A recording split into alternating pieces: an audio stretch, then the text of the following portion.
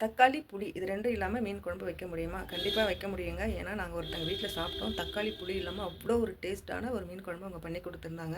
அதுதான் நான் இன்னைக்கு பண்ண போறேன். இன்னைக்கு நான் மீன் வாங்கியிருந்தேன். எனக்கு உடனே அந்த ஞாபகம் வந்தது. நாங்க இப்போ கொஞ்ச நாள் முன்னாடி வெக்கேஷனுக்காக நாங்க மூணார் போயிட்டு வந்தோம் இல்லையா? நல்ல மழையில மாட்டிக்கிட்டோம். நெறைய வீடியோஸ்லாம் போட்டிருக்கேன். நெறைய பேர் பார்த்துருப்பீங்க. அங்க போய் நல்ல மழையில மாட்டிக்கிட்டோம். கரண்ட் இல்ல. அந்த மாதிரி டைம்ல அவங்க வீட்ல ஒரு மீன் குழம்பு பண்ணாங்க. கரண்ட் இல்லாதனால அவங்க தேங்காய் ஊத்துவாங்க. அன்னைக்கு தேங்காய் ஊத்தல. அதில புளியும் போடல, தக்காளியும் போடல. போடாம ஒரு குழம்பு வச்சு குடுத்தாங்க. அந்த குழம்பு அவ்வளோ ரொம்ப நல்லா இருந்தது. எங்க வீட்ல எல்லாருமே விரும்பி சாப்பிட்டாங்க. இது எப்படி பண்ணாங்கன்னு எனக்கு தெரியவே இல்ல. அன்னைக்கு நான் கேட்க கூட இல்ல அவங்ககிட்ட எப்படி பண்ணீங்கன்னு. ஆனா எனக்கு வீட்டுக்கு வந்தோனே நான் மீன் வாங்குனதுக்கப்புறம் எனக்கு ஞாபகம் வந்தது. எனக்கு அதே அந்த டேஸ்ட் அவ்வளோ நல்லா இருந்தது. சரி நம்ம அதே மாரி ட்ரை பண்ணலாம் அப்படின்னு சொல்லி, நான் வந்து இன்னைக்கு வந்து மீன் வந்து வாங்கியிருக்கேன். அவங்களுக்கு கால் பண்ணி கேட்டேன். அந்த மீன் எப்படிலாம் பண்ணணும் அப்படின்னு கேட்டுக்கிட்டேன். நீங்க எப்படி பண்ணீங்க அப்படின்னு சொல்லி. அவங்களும் சொன்னாங்க. அவங்க சொன்ன மாதிரியே நான் இன்னைக்கு ட்ரை பண்ணியிருக்கேன். ட்ரை பண்ணேன். உண்மையாவே அதே மாதிரி வந்தது. எனக்கு ரொம்ப சந்தோஷமா இருந்தது. எங்க வீட்லயும் ஏதாவது சொல்லுவாங்களோன்னு யோசிச்சேன். ஓகே பரவாயில்லாம இருக்கும் அப்படின்னு தான் நான் நினச்சேன். ரொம்பவே நல்லா இருந்தது. நான் வந்து எங்கள் அண்ணிக்கிட்ட கால் பண்ணி கேட்டேன். கேட்டுட்டு எங்கள் அண்ணி அவங்க வீட்ல தான் நாங்கள் இருந்தோம். 2 நாள் ஒரு இடத்துல கரண்ட் இல்லாமல் நல்ல மழையில மாட்டிக்கிட்டு கரண்ட்டு இல்ல அந்த இடத்துல. கரண்ட் இல்லாதனால அவங்க தேங்காய் ஊற்றுவாங்க எப்பவுமே. ஆனா அன்னைக்கு தேங்காய் போடவே இல்ல. தேங்காய் போடாம அவங்க சொன்னாங்க, "தேங்காய் போடாமயே நான் இந்த மாதிரியும் பண்ணுவேன்" அப்படின்னு. உண்மையாவே ரொம்ப நல்லா இருந்தது அந்த குழம்பு. நான் அதை தான் இன்னைக்கு ட்ரை பண்ணுறேன். வாங்க இந்த குழம்பு நம்ம எப்படி பண்ணலான்னு பார்க்கலாம். என்னோட சேனலுக்கு நீங்கள் யாராவது புதுசா இப்போ தான் வந்திருந்தீங்கன்னா, என்னோட சேனலை வந்து சப்ஸ்கிரைப் பண்ணிக்கோங்க. இந்த வீடியோ உங்களுக்கு பிடிச்சிருந்ததுன்னா ஒரே ஒரு லைக் மட்டும் கொடுத்துக்கோங்க. வாங்க நம்ம இந்த குழம்பு எப்படி பண்ணலான்னு பார்க்கலாம். அவங்க பண்ண மீன் வந்து வேறு மீன். நான் வந்து இன்றைக்கி இந்த மீன் வாங்கியிருக்கேன். இது சீலா மீன் இது. இதில் வந்து நான் அப்படியே பண்ணலை. நான் வந்து வெறும் தலையை மட்டும் எடுத்து தான் குழம்பு பண்ணேன். ஏன்னா நம்ம புதுசாக பண்ணும்போது நல்லா இல்லாமல் போயிடுச்சுன்னா வீணாக போயிடும் இல்லையா? அதுக்காக நான் இந்த தலை மட்டுமே வச்சு குழம்பு வச்சுட்டு மீதியெல்லாம் நான் வறுத்து எடுத்துட்டேன்.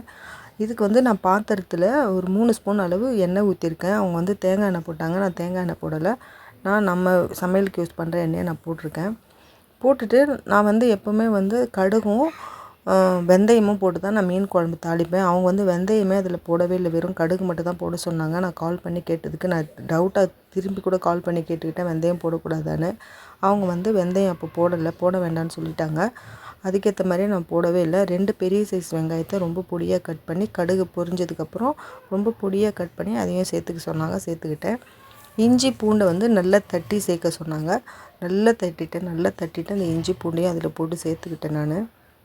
எல்லாம் நல்லா கோல்டன் ப்ரௌன் வந்துருச்சு. கோல்டன் ப்ரௌன் வந்ததுக்கப்புறம் அவங்க புளிக்கு பதில் இந்த கொடம்புளியை தான் சேர்த்துருக்காங்க. கொடம்புளி ஒரு 4 துண்டு அளவு எடுத்துக்க சொன்னாங்க. 4 துண்டு புளியை வந்து நான் என்ன பண்ணேன், நல்லா அலசிட்டேன். ஒரு 2 தடவை தண்ணி ஊற்றி அலசிட்டு, ஏன்னா அதை வெளியெல்லாம் காய வைப்பாங்க. அதை எப்போவுமே நான் புளியை கூட இந்த மாதிரி தான் அலசுவேன். நீங்களும் பண்ணும்போது புளி கூட லேசாக ஒரு தடவை அலசிட்டு அதுக்கப்புறம் ஊற வச்சு சேருங்க.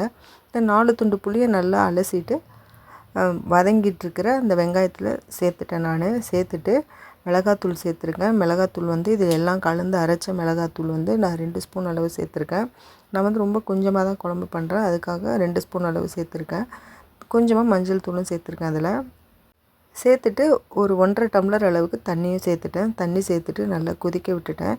இந்த குழம்பு வந்து நாம் எப்போவுமே சாப்பிட்ற மாதிரி மீன் குழம்பு பழசு தானே ரொம்ப நல்லாயிருக்கும். அதே மாதிரி இதை மறுநாள் சாப்பிட சொன்னாங்க. மறுநாள் சாப்பிடும்போது தான் ரொம்ப நல்லாயிருக்கும்னு சொன்னாங்க. மீடியம் ஃப்ளேமில் வச்சு அப்படியே மூடி வச்சுட்டேன். நல்லா கொதிக்கட்டும்னு தேவையான அளவு உப்பெல்லாம் சேர்த்துக்கோங்க. ஒரு 5 நிமிஷம் நல்லா கொதித்ததுக்கப்புறம் லேசாக எண்ணெய் பிரிஞ்சு வர மாதிரி இருக்கும். அந்த டைமில் எடுத்து வச்ச மீனெல்லாம் போட்டுருங்க. மீன் போட்டு ஒரு 2-3 நிமிஷம் இருந்தாலே போதும். அதிக நேரம் வேண்டாம். இது ரொம்ப சின்ன மீன் இல்லையா? 2-3 நிமிஷம் கழித்து நம்ம அப்படியே ஸ்டவ் ஆஃப் பண்ணி அப்படியே மூடி வச்சிடலாம். மூடி வச்சிட்டோன்னே நமக்கு ஒரு சூப்பரான மீன் குழம்பு ரெடி ஆகிடுச்சு. இந்த குழம்பு வந்து ரொம்ப புதுசாக மீன் குழம்பு கற்றுக்குறாங்க இல்லையா? புதுசாக மீன் குழம்பு வைக்கிறவங்க, இல்லைனா மீன் குழம்பு வைக்க தெரியாதவங்க கூட இந்த குழம்பு ரொம்ப ஈஸியாக பண்ணலாம். மீன் குழம்பே வைக்க தெரியாதவங்க கூட இந்த குழம்பு அவ்வளோ ஈஸியாக பண்ணலாம். ரொம்ப குயிக்காக முடிஞ்சிருது. இந்த ஒரு ரசம் வைக்கிற நேரம் மாதிரி தான் இருக்குது. ரொம்ப குயிக்காக முடிஞ்சிடுச்சு. மீன் மட்டும் க்ளீன் பண்ணி வச்சுருந்தா இந்த குழம்பு ரொம்ப சீக்கிரம் முடிஞ்சிடும். நிறைய பேர் வந்து மீன் குழம்பு சாப்பிட ரொம்ப பிடிக்கும். ஆனால் அவங்க அதுக்கு ப்ராசஸ் ரொம்ப அதிகம், இல்லை டேஸ்ட் வராது. நம்ம மீன் குழம்பு பண்ணும்போது டேஸ்ட் மாறிடும். கண்டிப்பாக வந்து புதுசாக ட்ரை பண்ணும்போது எப்படின்னா மீன் குழம்பு மாதிரியே இருக்காது.